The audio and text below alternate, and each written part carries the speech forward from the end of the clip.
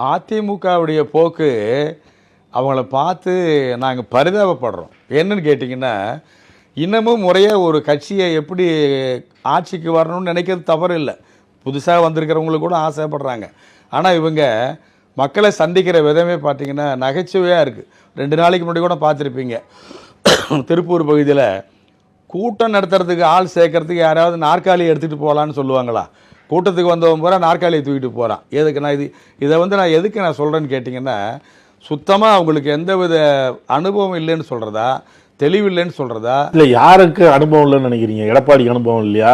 செங்கோட்டையனுக்கு இல்லையா? திண்டுக்கல் சீனிவாசனுக்கு இல்லையா?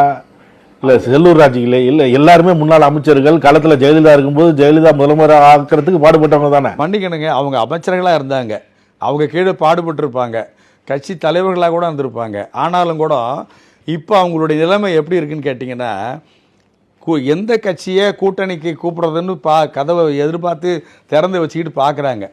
யாரும் அவங்க பக்கம் போகிறதுக்கு தயாராக இல்லை. ஏன் தயாராக இல்லைன்னு கேட்டால், முதல்ல அவங்களே வலுவாக இல்லை.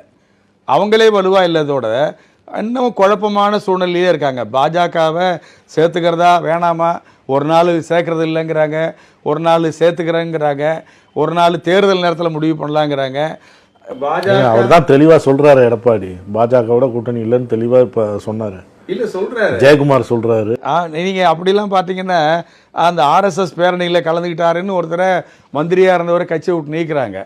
அப்புறம் திடீர்னு அவர் திரும்ப சேர்த்துக்கிறாங்க. அவங்க விளக்கம் கொடுத்துருப்பாரு, இனிமேல் அந்த மாதிரி நடந்திருக்க மாட்டேன் அப்படின்னு சொல்லி மன்னிப்பு கடிதம் தான் கொடுத்துருப்பாரு. மன்னிப்பு கடிதம் கொடுத்தா கூடங்க, இது ஒரு கட்சி கட்டுப்பாடுங்கிறது ஒன்று இருக்குது பாருங்க, அது ஒன்றுமே இல்லாத மாதிரி இருக்குது. அதிமுகங்கிறது நம்முடைய பார்வையில் பார்த்தீங்கன்னா மக்கள் ஆதரவு சுத்தமாக கிடையாதுங்க. அவங்க கூட்டணி கட்சிகளுடைய பலம்னு பார்த்தீங்கன்னாலும் ஒரு மக்கள் செல்வாக்குள்ள ஒரு கட்சி கூட்டணியாக வருவாங்கன்னு சொல்ல முடியாது. அவங்ககிட்டயும் ஒரு நல்ல இது